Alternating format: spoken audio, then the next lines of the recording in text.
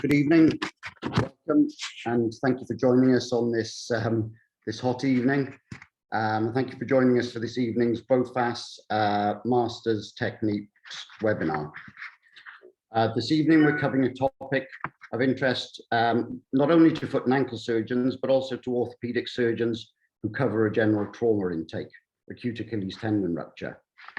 There's no doubt that the concept of more aggressive functional rehabilitation has been adopted over the past decade, but there's many remaining controversies, particularly in patients who are active in sports. It's the treatment of this group of weekend warriors to elite athletes that we'll be specifically discussing this evening. The format of the evening is that we will have the 2 lectures followed by a question and answer session. Please type any questions that you have going along to either speaker in the question and answer box at the bottom right hand of your Zoom screen. I'm delighted to be able to call upon 2 high-profile speakers this evening, both of whom are experts in the sports foot and ankle field. The first speaker is Mr. Tim Clough. Tim is based in Wrightington Hospital. Apart from his well-respected sports work, Tim is a keen researcher and widely published. He is an honorary senior lecturer, and having served BOFAS on the scientific committee, is now a member of the outcomes committee. Tim.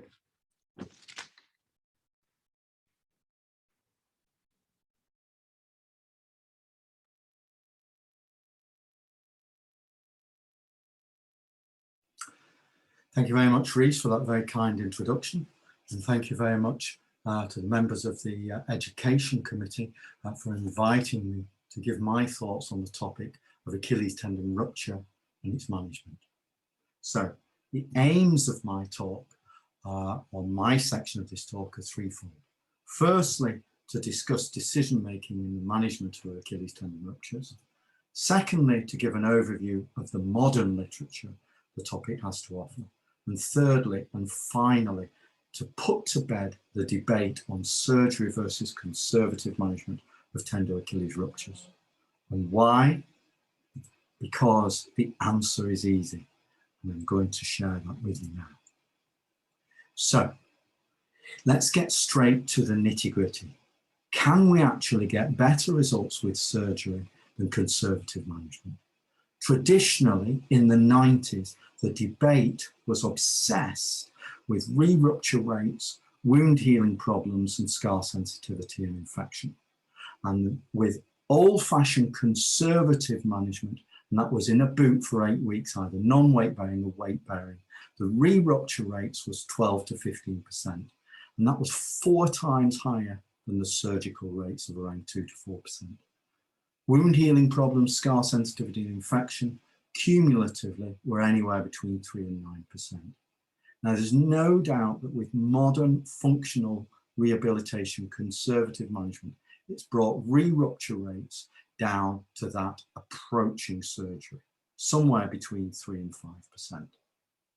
So, in the noughties, the debate moved on to what were the outcomes of the PROM scores, the Achilles tendon total rupture score, the ATRS, and the Achilles tendon repair score, the ARS. And studies showed no difference between conservative and surgical management in these PROM scores. So, why are we not managing them all conservatively? Well, we may well do. But the issue is the debate has moved on. And those above concerns are now old hat, because the debate now centers around weakness and ability to return to sport, particularly for the elite athlete and weekend warrior, and also ability to return back to work. So, in the elite sports, how bad is a tender Achilles rupture? Well, it's not as bad as an ankle fracture, is it? Or is it? Because actually, in the elite sport, a tender Achilles rupture is devastating. So here we have 2 studies from America, one looking at professional national basketball players and one looking at professional NFL players. And what they found was that 18 professional And basketball players who'd suffered a tender Achilles rupture, 40% never returned back to the game professionally. 17% only managed one season, and 44% managed 2 seasons. Well, surely that can't be right. That's got to be way too high. Well, let's look at the results in the NFL football players. Professional players, 31 professional NFL players, similar results. 32% never returned back to the professional game. So we can see we are dealing with a serious problem with a tender Achilles rupture. So how do we manage it? Well, if we're going to manage it conservatively, we need to manage it through the Swansea protocol. And I implore you all to read this landmark paper in 2015 from Swansea. There are very few papers in the literature that are truly landmark, but this is one thing, because this is absolutely well researched and fantastically written up. So what did they do? They looked at 273 tender Achilles ruptures over a 6-year period. Every single patient had an ultrasound scan, not to gain the diagnosis, but to see what the gap was between the tendon ends at maximum ankle plantar flexion. And the only way that they had conservative management was if that gap was less than 1 centimetre at maximum ankle plantar flexion. They were managed 10 weeks in a vacaped boot, and they had a 1% re-rupture rate with a 5.5% symptomatic DVT rate and a 1.8% symptomatic PE rate. And when they looked at the PROM scores, the ATRS and the AS, the ankle tendon repair score, between the two groups, conservative and surgical, they found that in the conservative group, they were much less at 4 months, they were approaching equality at 6 months, but they were equal by 9 months. So we know how, therefore, to manage them conservatively and manage them well. But if we're going to do that, I implore you that 2 vitally important things. Firstly, you have to have an ultrasound scan. It is mandatory. And I know the argument that some of you would have to say that you can't get a timely ultrasound scan at your hospital, or the radiographers can't accurately measure the gap. Well, if that's the case, I would implore you to have a meeting with your medical hospital director and tell them that because of this, your hospital has to shut to tender Achilles ruptures and you send them elsewhere. Nobody would consider managing an ankle fracture without an X-ray, and you have to get an ultrasound scan to determine what are those tendon ends coming back together. That's the first non-controversial topic, point I'm going to make in this lecture. And the second one is your boot. And from that, I'm going to take you to the excellent paper by Mason and Malloy in 2017. And they looked and compared ankle plantar flexion in an Aquinas cast to a vacaped boot to the surgical boot with wedges. And they found that in the common surgical boot with wedges, the perceived Aquinas was actually occurring through the midfoot and the foot. And you were lulled into a false sense of security that you were getting Aquinas at the ankle. And therefore, the concern with this method of treatment is that it does not adequately bring the Achilles tendon ends back together. Now, I know why a lot of you use this is that it's cheap. I looked up the price of the vacaped boot and I was absolutely astounded. So the reps will tell you it's cheaper than surgery, and yes, it is, but probably only just. So we know how to manage it conservatively, and we knew in 2015. Are we still doing it right? Well, I was flummoxed to find this paper in 2020, and you have very, very well-known authors here from Edinburgh and from Manchester who looked at a randomized control trial comparing outdated, conservative 1980s management of an Achilles tendon rupture, wrapping them in plaster, non-weight bearing, and compared them to a surgical boot with wedges of the ones that we know are inferior. And they managed to recruit somehow 140 patients. And not surprisingly, they confirmed that if managed in a cast in this outdated technique, they had 16% re-rupture rate. And they had a 7.2% re-rupture rate when managed in this form of boot, which is 7 times higher than Swansea. And they reported a 21% skin problems in the boot. They don't actually go on to say what those skin problems were, but there's a paper to say only last year we are not managing them well conservatively. So if we know how to manage them well conservatively through the Swansea technique, do we ever need to do surgery? Well, the answer is virtually never, but only in defined subgroups. And that's when the tendon ends don't oppose or in elite sports. So this is why you need to do an ultrasound scan. Here we have, under dynamic control, you can see the tendon ends opposing nicely here. And that's what we want the ultrasound scan for, and that's what we want to see. And if that doesn't happen, then you might want to consider surgery. So what's the evidence for that statement? Well, here we have a tendo Achilles managed conservatively, now chronic, with a 2-inch gap between the tendon ends. And here is his functional status. You can actually see the gap there between the tendon ends. And this is him trying to function. So he can do a double leg heel raise, but he's really just powering off the uninjured leg. He's got calf wasting on this side and chronic atrophy. He can do a single leg on the left, try to do it on the right, and not a hope. Not a hope. He is so weak, understandably, on that side. So what's the weakness in the elite athlete? Well, here we have 3 papers from Sweden and Finland. The first one from Finland, looking at good conservative management versus surgical management. And they looked at 60 patients randomized to very good functional rehab versus open surgical repair. And they found that the ATRS scores were exactly the same. And the reason for that is that these PROM scores are just not sensitive enough to pick up any difference in the scores. But when you use an isokinetic dynamometer to measure muscle strength, they found that the surgical group had a faster return back to any strength, and at the end point were 15% stronger than those who managed conservatively.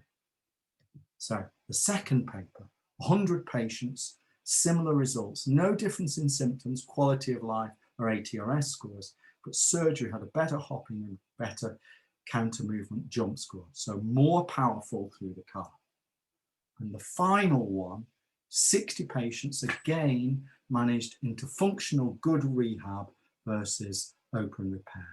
And they then scanned them all at 18 months, and they found that the soleus muscle was much more atrophied in the conservative group when compared to the surgical group. And in the conservative group, the Achilles tendon averaged 19 millimeters longer than in the surgical group. So we know how to manage them conservatively. So are we still getting it correct? Well, here we are. I'll make you weep because I saw this gentleman last week. 34-year-old self-employed personal trainer, sporty, suffered an acute tendo Achilles rupture playing football. Seen within the NHS, the injury diagnosed, placed into a boot with wedges, given thromboprophylaxis, advised a regime on gradual removal of the wedges, given a clinic appointment for 8 weeks. Perfect treatment. Is it? Well, when you examine him clinically, you can feel a huge gap. We do an ultrasound scan and he had a 4 centimeter gap, closing to 3 centimeters on maximal plantar flexion. Is he going to do well? High demand, recreational athlete. Ouch, he's not. So this is what we should be aiming for with surgical current 21st century management. So here we have 2 professional rugby union players at 4 months. And this is their functional activity at 4 months, and the right leg is the one that's been surgically repaired. We want excellent power, and we should be looking at trying to achieve that conservative. So, surgery. When are we going to do it on an acute tender Achilles rupture? In two cases. Firstly, if the tendon ends don't oppose, and Swansea set that at 1 centimetre. And secondly, in the elite sport, because we know that we can get stronger power long term if managed surgically. So, in summary, most tender Achilles acute ruptures can be managed conservatively. If you're going to do it conservative, you must do it properly. They all need an ultrasound scan to see how far the tendon ends are apart. Surgery is required if the tendon ends do not oppose, and in the elite sport where you want strong power and strong calf muscle. The best results of surgery are within 2 weeks of rupture. If you're going to do surgery, you want an extremely aggressive rehabilitation regime afterwards. And if you're going to do surgery, you want to consider your surgical technique. Am I going to do it open? Am I going to do it percutaneous? And with that conundrum, I'm going to hand you over now to the master himself, JC. Thank you very much. Thank you very much, Tim. That was a fantastic overview on what we should be looking for in our decision-making protocol, and if we are going to manage people conservatively, how we should be doing that. So the next speaker, as Tim has alluded to, is Professor James Calder.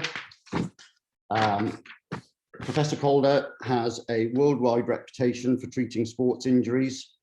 He's also has a great interest in research and is a professor in the bioengineering department at Imperial College. He's president of ESCA, AFAS, and immediate post-chairman of the Achilles Tendon Study Group. So thank you, James. James is now going to talk to us about what we do when we do surgery.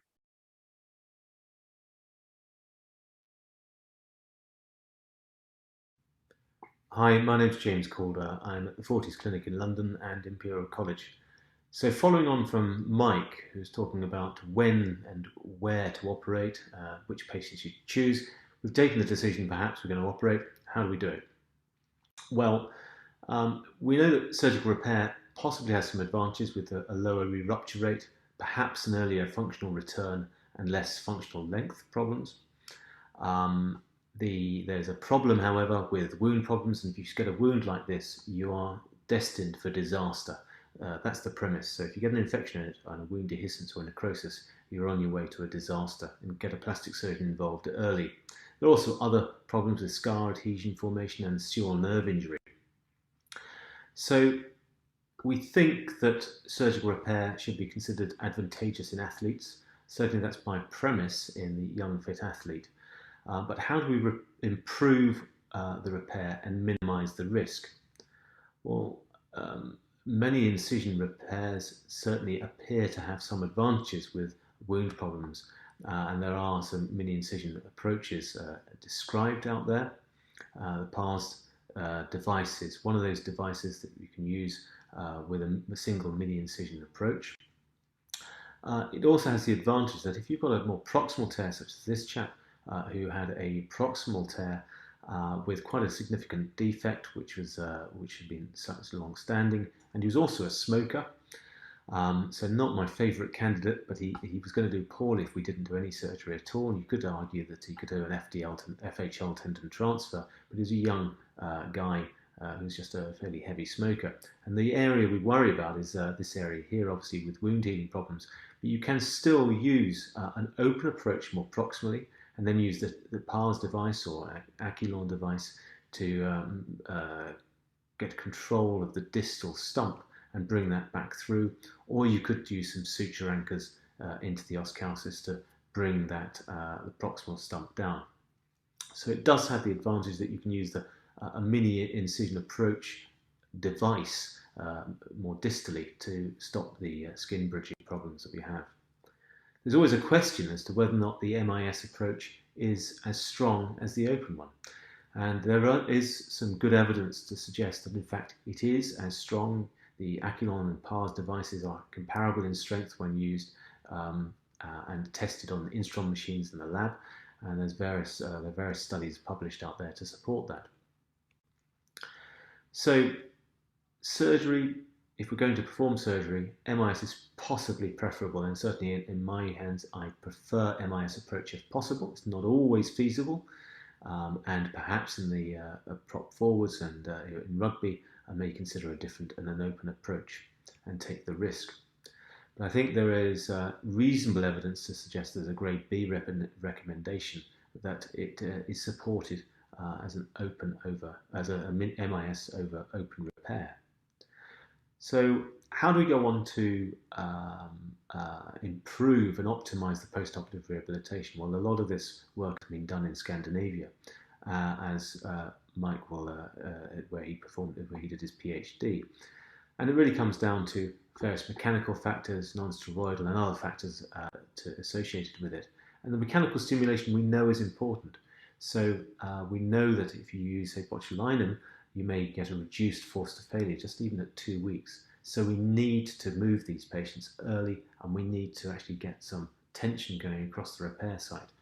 So if you are going to repair, do not then go and stick them in a cast for 9 weeks, because you would undo most of the work you've done in getting the thing together. You may as well have treated it conservatively. It is also suggestion that there's neurovascular ingrowth and neuropeptides in this. And so in fact, I use a calf complex machine with all my patients that can be put down. That can start that on day 1 post-operatively, and may also use calf compression as well to give some sort of compression to the calf. You can evaluate the recovery, and we're thinking about using UTC, ultra resolution ultrasound, ultra high resolution ultrasound, and this appears to correlate with the type of tissue we're dealing with. So we can look at see how we can push the Achilles tendon rehab and see whether actually it's getting degradation of the Achilles repair or helping it. That's still in its infancy, but it's something to look for if you think about doing an Achilles tendon study. At the moment, that's probably something to contact Jared Anflick and people like this who've got the UTC, because it's an area where there isn't much work being done on it so far. Non-steroidal anti-inflammatories are an interesting one. Now, we know that it blocks out a lot of the inflammatory response, obviously, but there is some evidence that actually the COX-2 inhibitors may reduce the fibre strength and the bone tendon strength in the patellar tendon. However, if it started a little bit later in the inflammatory phase, when the inflammatory phase is over, it may actually be beneficial to the mechanical properties, and this goes back for a long way.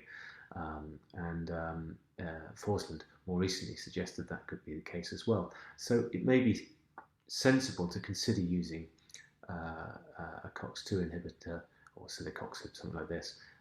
Other drugs are available at that sort of stage to help the reorganization of the tendon during that middle phase of repair.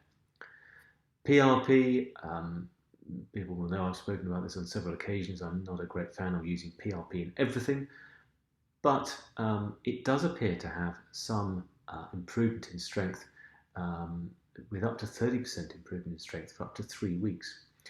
It does rely once again on mechanical stimulation, and the early benefit of PRP may be abolished if you don't get the tendon moving and get some tension across the tendon repair site. It is short-lived, but the idea is that if you put PRP, if you choose to use PRP, it may actually enable some proliferative response, which may allow an early, slightly greater mechanical support for your repair at an early stage, and then it wears off, but at least it may allow your early movement of the Achilles tendon. The overall evidence for PRP is very poor, as we know, and certainly in tendinopathy it's very poor. There may be certain elements of PRP that could be useful in tendinopathy, and I'm not going to go there now. But if you look here, there is a medium to large effect in ruptures in this study by Sadogi back in 2013. There's a lot more work that needs to be done, but it's not complete madness to consider using PRP or bone marrow aspirate concentrate in these patients. It's interesting that, like I said, that if you are using PRP, you can use an activated thrombin gel, and it does appear to have a very good combined effect with 42%. But if you neutralize the thrombin, actually the effect is only 22% increase in strength. So this suggests there could be a problem if you are going to use anticoagulant medication with the factor 10A inhibitors, which is why I would suggest that actually we perhaps avoid factor 10 inhibitors if you are using PRP, because it may counteract the effect you're giving. We know that DVT can occur in a high proportion of patients with an Achilles tendon rupture, and perhaps a third of patients may have a DVT, whether that's treated conservatively or operatively. So I tend to promote, or I tend to give my patients VTE prophylaxis soon after they've had the injury, stop it the day before surgery, and then start it again for 2 weeks after surgery to try and prevent that. If I see them quite late, maybe 2 weeks down the line, I may get them a duplex Doppler to check if they've got a DVT. So at least you know about that beforehand. We have found some very large above knee DVTs up to the iliac veins, and may in fact then obviously use a filter or something else at that stage. But be aware of it, and I think there is a benefit in giving chemical prophylaxis such as a low molecular weight heparin in these patients. So what does it mean practically? Well, I think surgical repair appears to reduce the re-rupture rate and perhaps the relative lengthening of the Achilles tendon when it's healing. So if you are going to perform a repair, perhaps use a minimally invasive approach. Early mechanical weight bearing, mechanical stimulation with early weight bearing, and perhaps the use of a calf stimulator may be beneficial. I wouldn't use the non-steroidals for the first 1 week post-operatively, but I do use it from 2 weeks post-operatively once they've stopped the low molecular weight heparin, and I continue that for about a month post-op.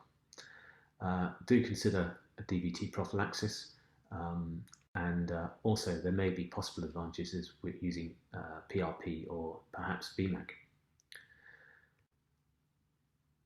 When it comes to the ultimate results, however, the return to play and return to sport is achieved by a combination of achieving good strength in both the gastroc and ilias.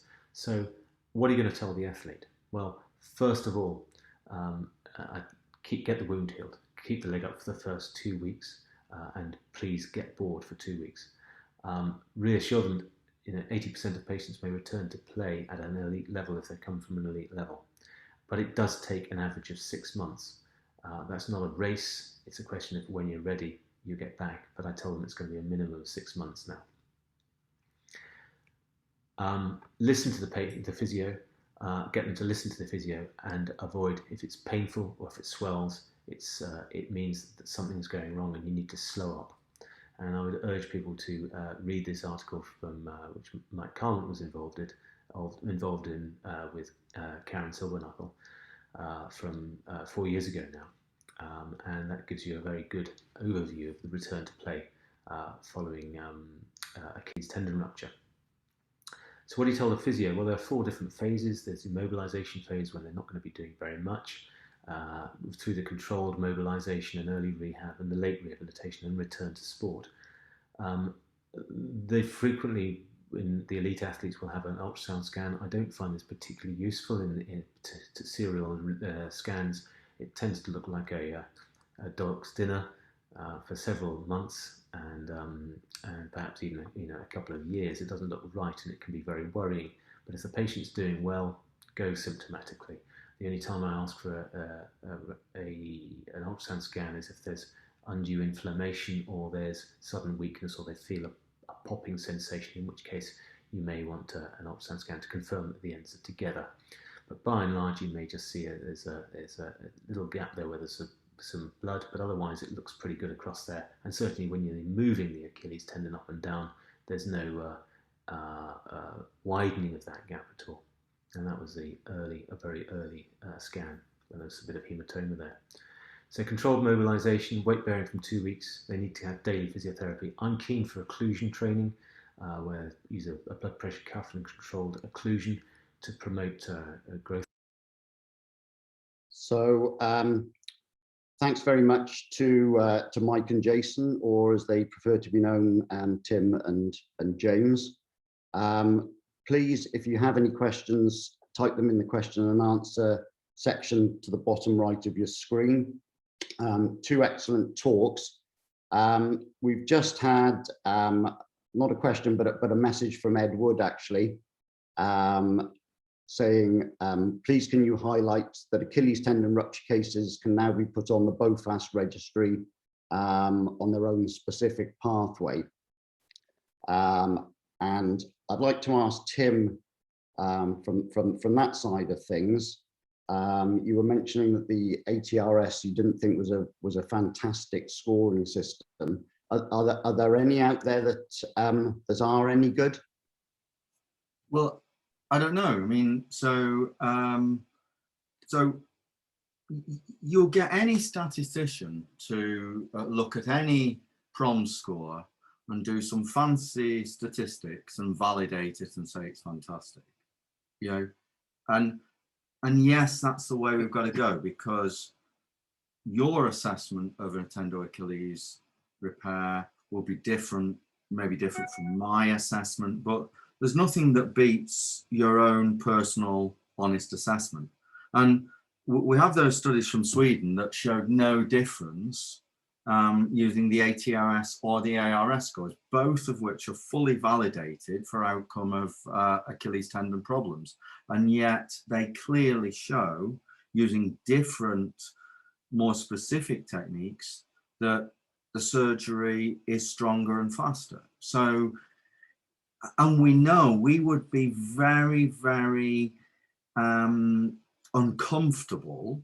And I know Swansea, having spoken to the people, have managed their, you know, when Swansea were even in the Premiership, which is maybe 1 or at most 2 seasons. But, you know, they've managed their players with their conservative management, with a lot of heavy pressure to say that they should be managed surgically. You know, but we would be very uncomfortable managing an elite player for that reason. And any elite player is, you know, is going to be managed surgically at this stage. So I know for the vast majority of people dialing in here, we're talking about an NHS, you know, at most weekend warrior. So we're arguing semantics. So, but what you want to do, there should be no difference in how you manage an elite player to how you manage a weekend warrior, providing he's not ASA 3. You want the best for that person. If that person is a, you know, at most a weekend warrior, but he owns his own business, he wants to get from A to B faster, and he wants no detrimental outcome, which is what an elite player wants. So really, they're both after the same thing. So I'm not a great fan of any prom score because they're all bloody useless, you know, but you know, we've got to go with the literature and we've got to go with the statisticians, but you'll get any statistician to marvel with some fancy statistical score that you've never heard of to say and prove that it's valid. Right. I mean, that's not controversial at all, of course. But Wait, sorry, James has got his hand up. No, I was just going to say, yeah, well, yeah, Tim or Mike, whatever we want to call you, and I know that Mike's is actually in the chat there, but I think I'd agree with you. You know, the ATRS is not ideal, but it's probably the best thing we've got out there as a practical solution. Ultimately, what I was going to come on to before I stopped in my prime, I'm sure that was Mr. Clough stopping the video there because I called him Mike. You know, basically, I think there are better ways of doing it, and that's why I wonder whether these certain things like force-based analysis and that you're actually looking at the power push-off we're getting from these these people, then that's the way in. When that's become more, widely available for the weekend warrior and not just in the elite clubs, then, and I think that will happen, then that's the way forward. And I think that, Tim, that's where we will really find out how we're doing with conservative management versus operative management. And there is a differential, as you highlighted in your lecture really clearly, that you get this soleus, and there can sometimes be a slight slip, and you can get the tendon that looks together, but in fact the soleus is actually peeled off the back and it's actually just drawn up a little bit up the back, and you then don't get that power that you'd expect, because it looks fine on the ultrasound, but if you look carefully, there's actually sort of like a Z shape to it, and it's actually slipped back, and that's been missed in the past, and I think I've missed it certainly. So I mean, the vast majority of people I would anticipate dialed into this call may not see very many elite players, certainly like you, James, certainly like Rhys, like Mike. They're dealing with Joe Public, who likes to envisage that he's Paul Pogba or Wayne Rooney or David Beckham or whoever. But the two main points that I have is, you've got to do an ultrasound scan, because otherwise you have no idea where those tendon ends are apart. Nobody would conceive on this call that they would manage an ankle fracture without taking one x-ray. I would look at it, poke it with my thumb and say, it looks about right. It's just unbelievable. And yet you've got people that are quite happy to manage an Achilles rupture and say, I'll put it in a boot so the ends are bound to be together. The fact that it's been 2 weeks since he self-presented to A&E, or it's 2 weeks since it's come to me in the clinic, and therefore he's got a huge, organizing hematoma holding the ends apart, and therefore he's going to get a really crap result, but we'll just say that, well, he can walk and he seems to be walking with a leg to limb. And of course they have no pain, but they can never run again because they have easy fatigability. It's just absolute carnage. And then we do an ATRS score and say, we've smudged all the results and there's absolutely no difference. Not that enough said. So Mike Carmond, who might have been mentioned once or twice, has actually sent through a couple of interesting things, but one thing that he sent through to you, Tim, is, should we be taking our ultrasound scans when they're weight bearing in their boot? Well, I don't think so. I think what the information that you want from the ultrasound scan is, are those tendon ends movable with ankle plantar flexion? Is it dynamic? And if so, do the tendon ends approximate? And if they approximate, how close can I get them? Now, if you've not got a good, every NHS hospital has got to have a good musculoskeletal radiologist. Gone are the days whereby we don't have at least one musculoskeletal radiologist. So everybody should get it, and they have to force their hospital to get it in a timely manner. Otherwise, they just shut their A&E to tender Achilles ruptures. Nobody would manage a heart attack without doing an ECG anymore. It's just ridiculous. So that's what you want from an ultrasound scan. And then you've got to, yes, well, should we do it in a boot?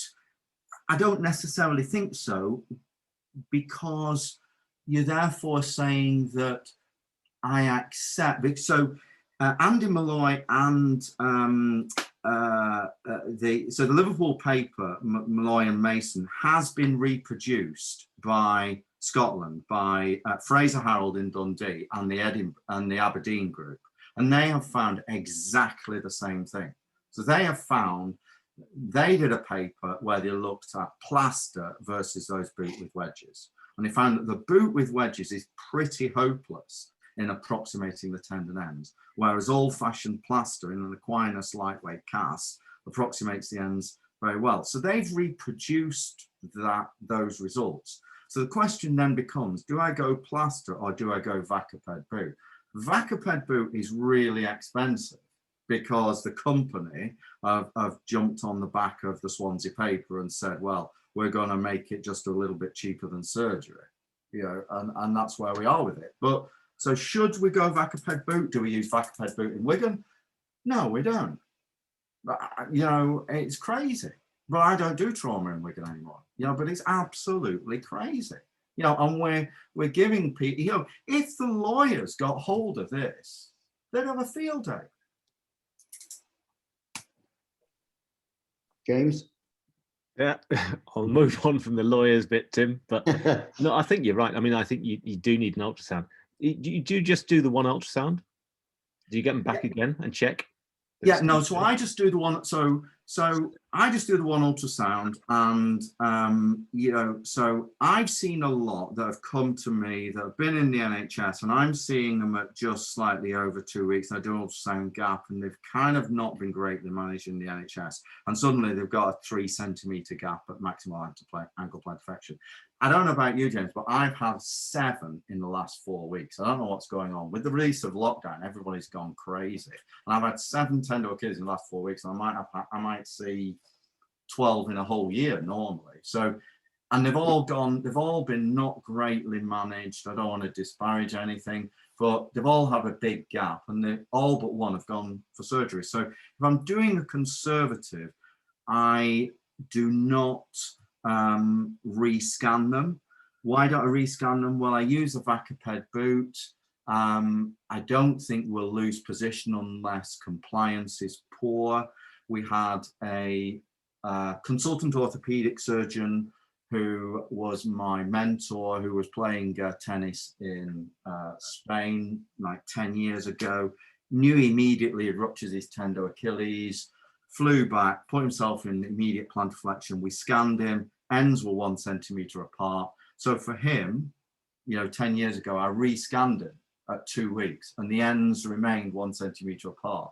N equals 1, therefore I don't rescan him because I put him in a Vacaped boot and did what Swansea were ultimately doing. So it's only N equals 1, and Swansea don't rescan. I use a proper boot if I'm going to use conservative management. So I don't think we need to rescan, but maybe maybe I'm doing it wrong, but I wouldn't have thought so if compliance is good. I don't think you're doing it wrong. I do get concerned that we're actually missing some of those differential movements between the soleus and gastroc. So maybe we are, you see, because that paper from Sweden did find that even the good functional rehab, the Achilles lengthened by 1.9 centimeters, 18 months repeat, or 12 months, I think it was, repeat MR.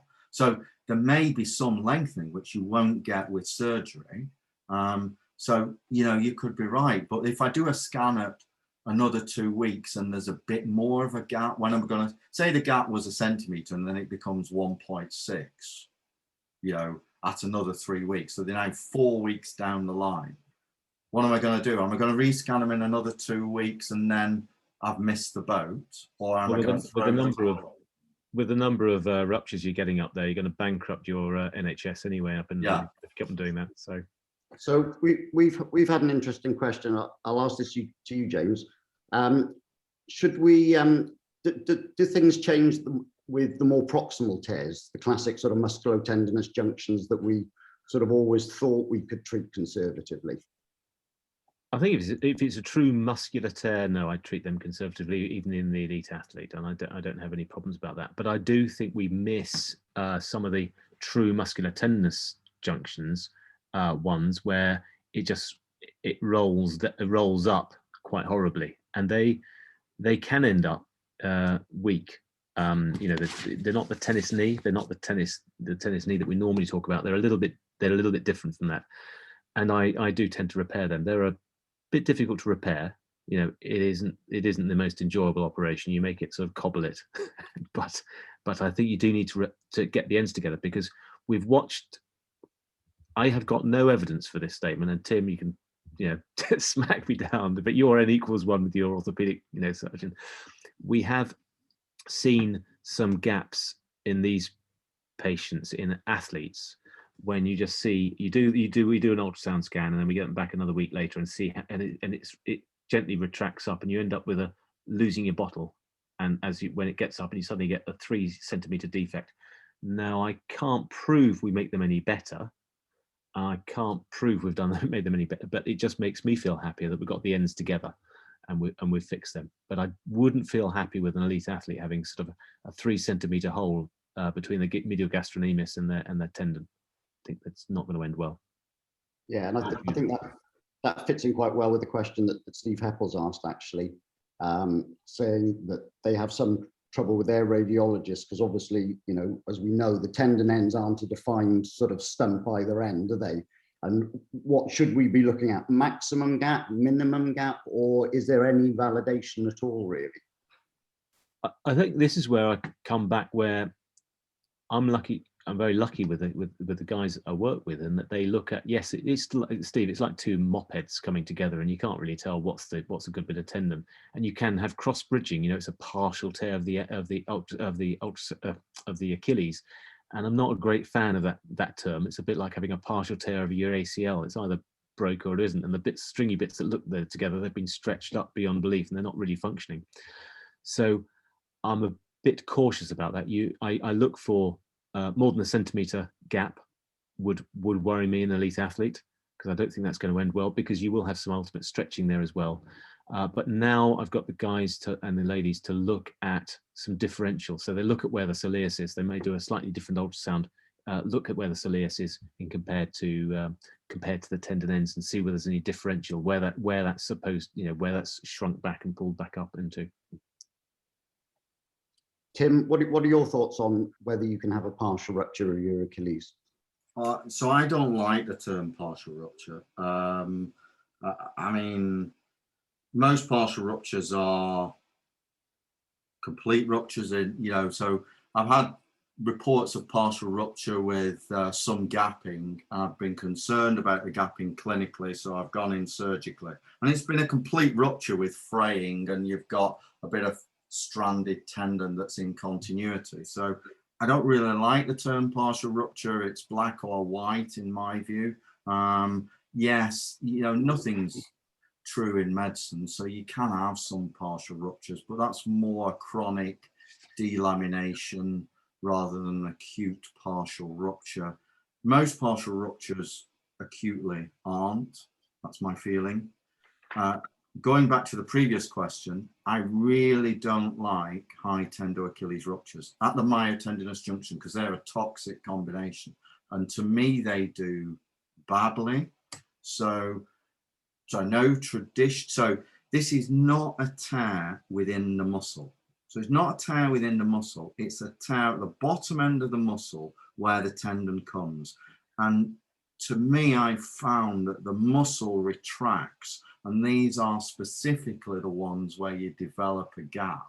So I have been bitten in the past, because historically they say myotendinous junctions should be managed conservatively.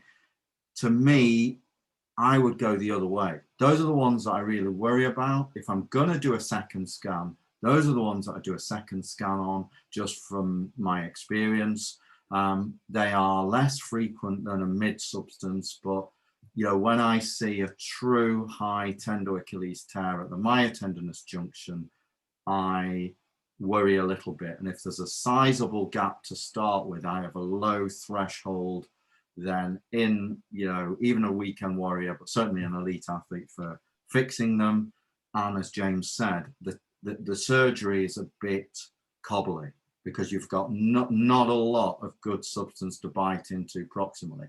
So that's when I go high proximally with my incision, and that's where I wouldn't do a mini, you know, the percutaneous. I want to do it open, because I think percutaneous is just going to cut through the muscle. And again, there's no evidence of that, but you know, you do one and you see how it does, and then you do one open and you think, my God, what was I doing percutaneous? It's just cutting through. You know, you see it in live, but by the time you've developed a series of, you know, 50 to answer the question, you've just about retired, and you've got a lot of debris on your hands for somebody who's coming in afterwards.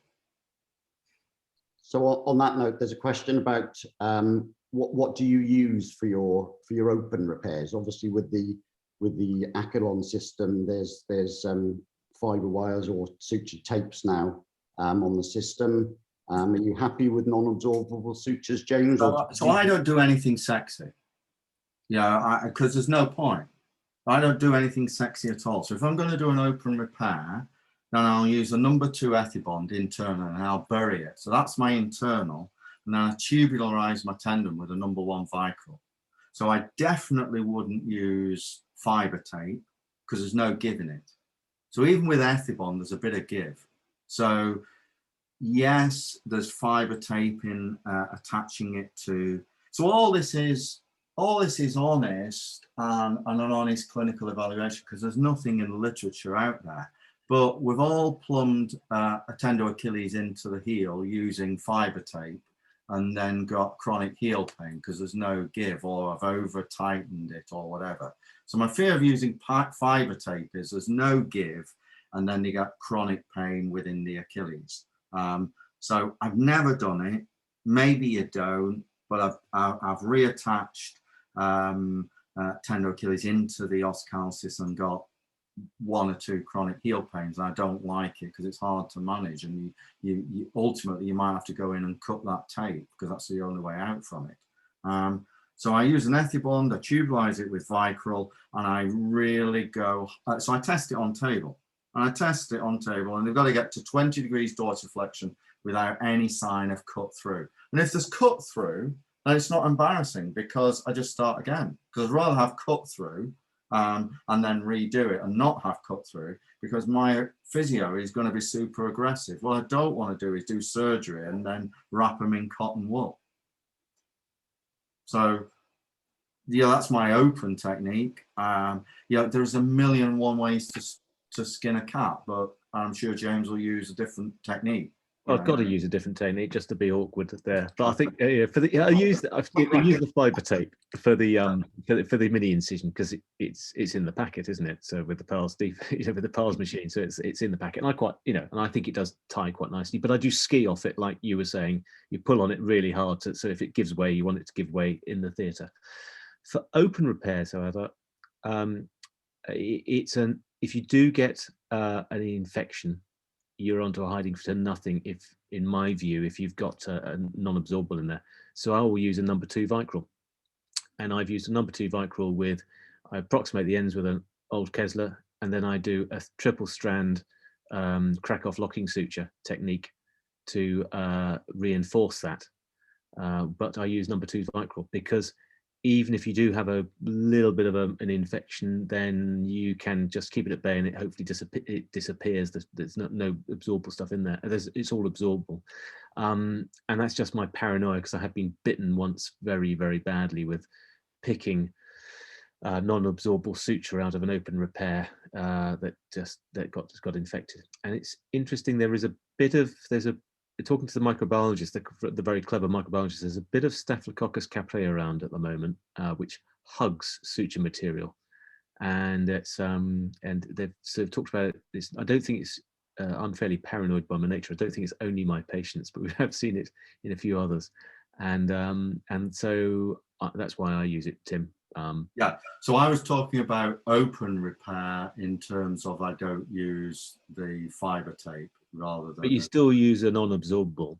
Yeah, I still use an Ethibond, a non-absorbable, but that's internal. So the suture knot is internal within that. Now, I have had one patient from elsewhere where they use multiple Ethibonds to repair it, and the Achilles healed, but they had chronic pain. And we did everything, shockwave, God knows what, PRP, everything but cortisone. And in the end, I had to open it. The amount of suture material that I pulled out was unbelievable. And I thought, well, removal of metalwork is a flip of a coin. Is it going to work or not? And I mean, she hugged me. I mean, my God, I mean, that's how glad she was, and that takes a lot. So there's no give in it. So if you're going to use non-absorbable, use it sparingly. I only use 1 strand of it, but bury it. I agree. I've had 1 deep infection. I've had to go back in, take out all the Ethibond, and it quickly then resolves. So yes, I share your paranoia. I've not stopped using Ethibond on my N=1. Maybe I should.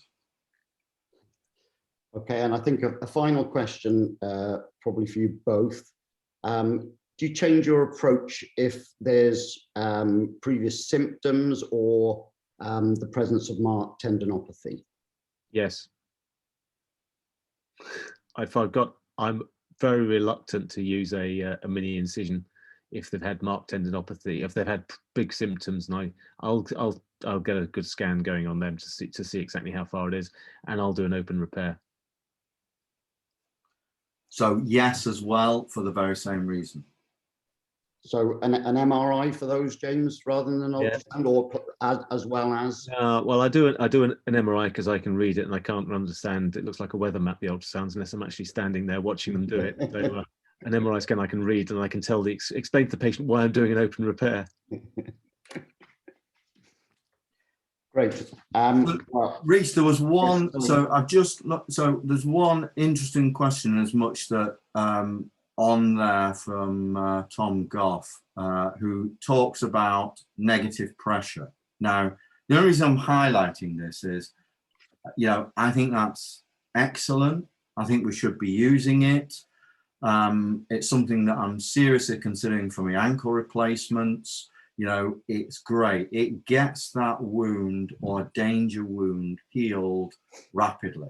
And I think in 7 years' time, we'll all be using negative pressure dressings for our dodgy wounds, or our dodgy area wounds. So I think, yes, it's great if you've got it. Not everybody's going to have it. Probably 5% of us will have access to it, certainly in the NHS. But it is a great technique, and it's a phenomenal technique personally. So I'd highly commend that if you've got access to it.